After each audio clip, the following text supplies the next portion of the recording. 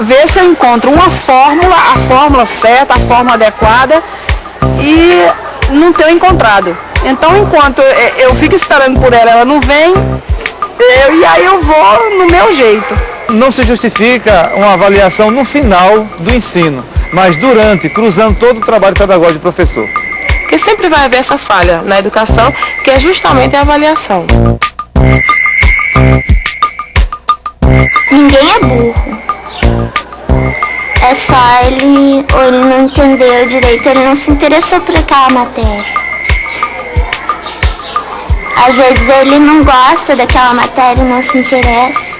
Então o professor tem que mostrar para ele que aquela matéria pode ser interessante de outro jeito. A resposta mais complexa que eu tenho que responder é o que é aprender.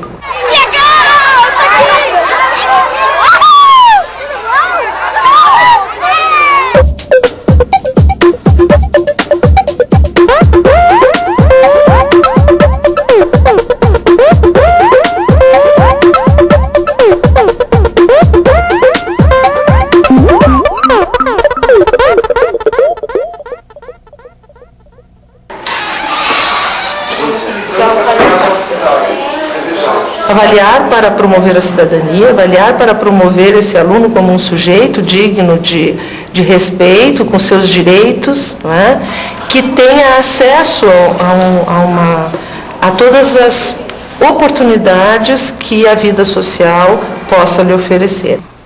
Todas as escolas têm que ter prova, tem que ver o esforço do aluno, né? Se o aluno é bem esforçado, ele certamente vai bem nas notas, né? A avaliação também serve não só ao professor, mas ao próprio aluno, que ao se dar conta, né, do que ele já sabe, do que ele não sabe, do que ele precisa saber, ele reorienta os investimentos dele no seu próprio ato de aprendizagem. Uma avaliação que está sempre apontando um caminho, é uma avaliação discutida. Não está bom, por que não está bom e o que a gente pode fazer para contornar isso? Quando tu faz uma avaliação, tu estás avaliando não só a criança, mas está avaliando a tua prática docente, né? Está avaliando as tuas metas, os teus objetivos dentro do teu projeto político-pedagógico. No Brasil, nós tivemos duas correntes pedagógicas que influenciaram as formas de avaliar. Uma foi a liberal, que se divide em pedagogia tradicional, a escola nova e o tecnicismo. Essas pedagogias centravam a forma de avaliar no aluno. E o seu objetivo era apenas mensurar o que o aluno conseguiu armazenar do ensinado.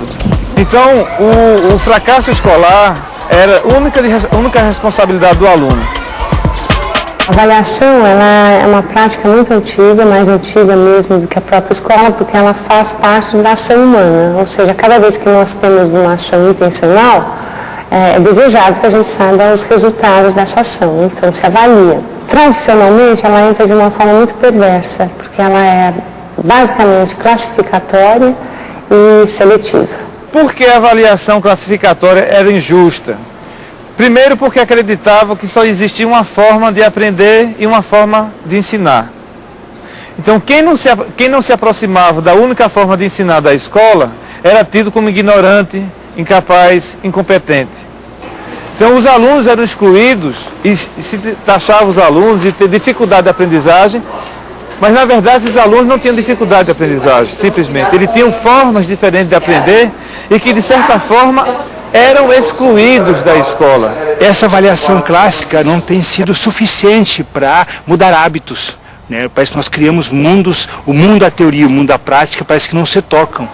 Então, o que o professor pode ter hoje nas suas avaliações é uma avaliação muito mais ampla, muito mais complexa, muito mais rica do que simplesmente dar um valor quantitativo, né? A partir da década de 60, se começa a discutir uma nova concepção pedagógica, que são as pedagogias progressistas. Essa pedagogia está centrada na aprendizagem significativa, que acredita que os alunos aprendem, agora, em percursos de aprendizagem diferentes. Cabe à escola descobrir as formas que os alunos aprendem. Nós avaliamos aquilo que trabalhamos. E a escola trabalha com conteúdos que são de natureza mais conceitual, mais factual, trabalha com conteúdos de natureza procedimental, trabalha com conteúdos que são de natureza valorativa, né, que são os valores e as atitudes. Isso tudo é conteúdo escolar no sentido de que são questões que a escola assume como sendo da responsabilidade dela.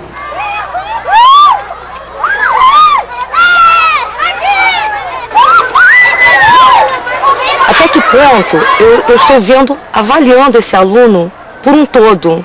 Até que ponto eu não estou classificando em cima dos meus conceitos? É aquilo, como que eu consigo? Será que eu tenho esse olhar, esse poder de estar olhando ele por todos os ângulos ou em cima das minhas concepções, né? A gente sabe que o aluno tem uma vida toda anterior, ele não está pronto, ele vem com uma bagagem muito grande e ele tem muita coisa pela frente ainda a desenvolver nesse processo de ensino-aprendizagem, né?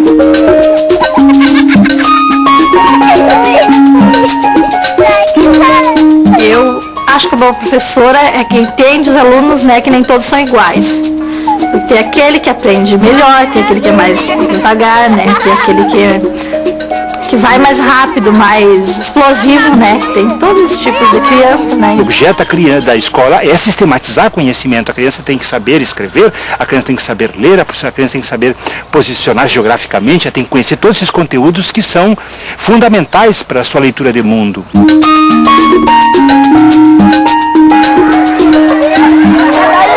Professor bacana é que dá exercício que ajuda a gente. É o professor que explica, que ensina, que a gente sabe cada vez mais. Bom aluno é aquele que se interessa, que faz os trabalhos, que dá a sua opinião. Eu acho assim que a professora que sabe ouvir os alunos, ela consegue entender o problema dos alunos. Eu costumo respeitar bastante a criação do aluno, não é aquela coisa que eu quero que ele me diga que seja isso. Se ele me apontar o caminho que ele achou que deu o resultado, então eu tenho que aceitar aquele resultado dele. Enquanto você atende uns, os outros ficam sem atendimento e a hora passa, o dia passa e tem realmente certos alunos que você não consegue pegar para dar assistência naquele dia. Você vai montar para mim o número 55. Uma avaliação contínua exige muitas tarefas, muitas oportunidades de expressão ao aluno. A primeira sugestão é que o aluno tenha várias oportunidades de expressar o seu conhecimento a respeito de um estudo, de uma noção em desenvolvimento, e que essas várias expressões do aluno sejam, então, observadas pelo professor na sua evolução, na sua complementação. Ela me fala que ela não precisa decorar os conteúdos, que ela está aprendendo. E esse é o caminho, né? Eu lembro que quando eu estudava, eu decorava. E hoje eu não lembro mais. Porque eu não aprendi, eu decorei. E ela está aprendendo. É muito interessante a gente discutir o erro. Primeiro, que nem todo erro é um erro construtivo. O erro passa a ser construtivo quando ele é uma hipótese do aluno em relação ao desafio que o professor lançou. Mas é interessante também a gente perceber que esse erro construtivo do aluno não nasce do nada, não aparece do nada. O erro construtivo só aparece quando o professor cria situações didáticas que possibilitem o aluno pensar, refletir sobre o desafio. Mesmo que ele tenha conseguido fazer pouco, parabéns, você conseguiu até aqui, né? Você vai conseguir muito mais, né? Então, através do elogio também, na avaliação, a gente consegue sempre progredir. Eu posso atribuir uma nota qualquer a qualquer sujeito, a qualquer pessoa. Agora, se essa pessoa vier a mim e questionar por que eu atribuí este 8, este 7, este 6, eu terei que me explicar. Eu terei que definir as minhas concepções. Todo professor que ele se compromete, ele tem essa angústia, sabe, está permeando sua vida o tempo inteiro. Isso a gente tenta sanar como? Conversando, trocando com os outros, com a direção, com a coordenação, com outro professor. É um outro olhar que se busca para tentar somar o seu. Para mim, para se ter uma boa escola, tem que existir a prioridade, é a comunicação, tá? E a união entre pais e professores, né? Isso tudo exige competências que o professor vai ter que desenvolver no decorrer do tempo, né? Atuando, refletindo e pensando. Para isso ele precisa estar em contato com bons materiais, com livros de teóricos, né, da educação. Ele precisa ter acesso a essa discussão de ponta.